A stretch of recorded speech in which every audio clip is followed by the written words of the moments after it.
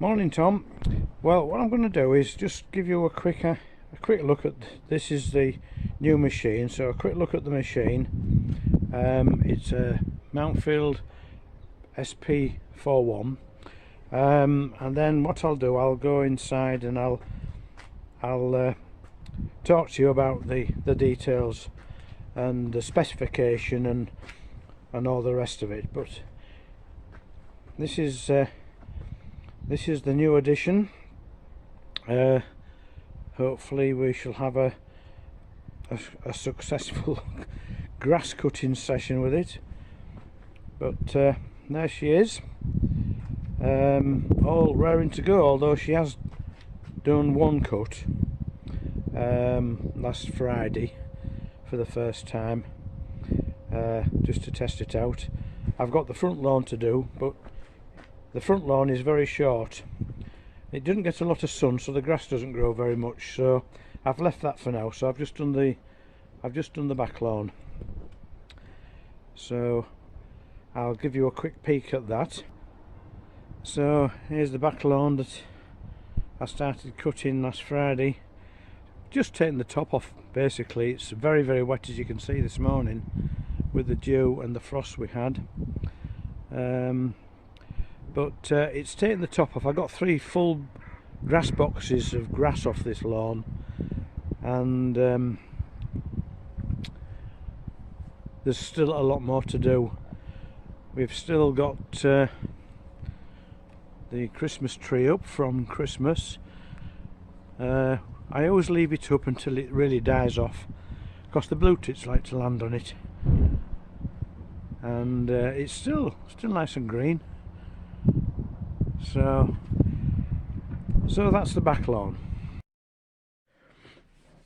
Well, Tom, here we are inside. I'm just making a few notes of the machine that I've just recently bought. The reason I bought it was my old Mountfield. I think I bought it in 2009, so it's done very well. But over the years, she's started to rot. Now, I've always been very careful with my lawnmowers, and always cleaned them off at the end of a season, greased them up and all the rest of it. But this particular one, for some reason, started rotting through the chassis, and I did get a friend of mine actually to do a bit of pot riveting work on it for me to keep it going. But when I got it out the other day, it was in a very, very bad state. Unfortunately, I didn't get a chance to clean it at the end of the season last year, because I wasn't feeling too clever, so it got neglected. But it was on its way out anyway, and so I decided on close inspection that it was really too dangerous to use, because it had rotted right through under where the engine was mounted, and you know, I was a bit concerned that if it went while it was being used, it could cause serious injury. So it's the only Mountfield I've had that's done that, and I can't quite understand why. But anyway, I decided to replace it with another one, and the one, of course, I've showed you in the video is the SP41 model, self-propelled, and it's powered by a 123cc Stiger petrol engine. It's got an automatic choke, and it's got a 16-inch cut. And this one also has a mulching function. I've never had a lawnmower that's had a mulching function before, but it's dead easy to put into operation. You just take the grass box off and put this, what they call a mulching plug-in, to the side of your machine, and put like a guard over it.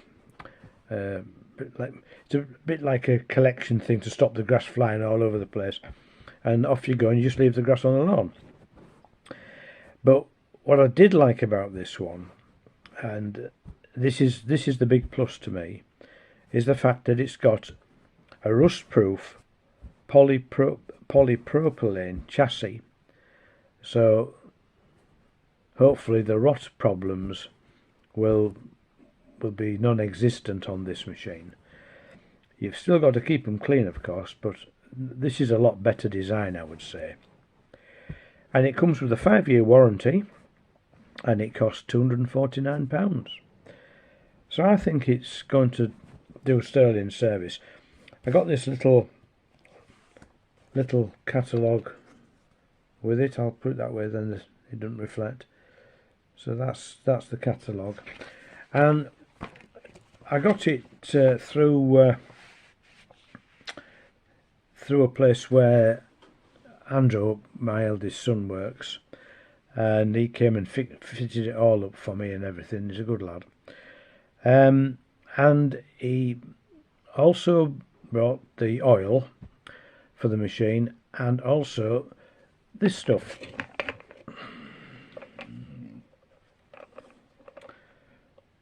Aspen 4, and what you do with that is you mix it with your petrol, because as we know, all the petrol has altered now.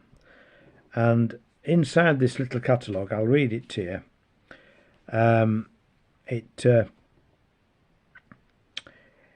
It comes under the heading fuel information, and it says, why is fuel an issue? As modern petrol typically contains 5% ethanol. Ethanol readily bonds with the atmospheric moisture, creating an ethanol water mix, and this oxidization creates stale fuel, and if untreated, this is the biggest cause for non-starting or damaged engines. So it goes on to say, what damage does fuel do? As fuel oxidizes, it can turn to gum and clog jets and other openings in the fuel system. Ethanol blended fuel is also a corrosive substance that can cause the gradual destruction of the metal used in the fuel systems. So you can add this Aspen 4, as they call it, to your fuel, and it reduces all those risks. In fact, you can actually run a lawnmower just off that, but it's very expensive. But there is different fuel stabilizers. In fact, in the catalogue here, I'll just show you that heading there where it says fuel stabilization.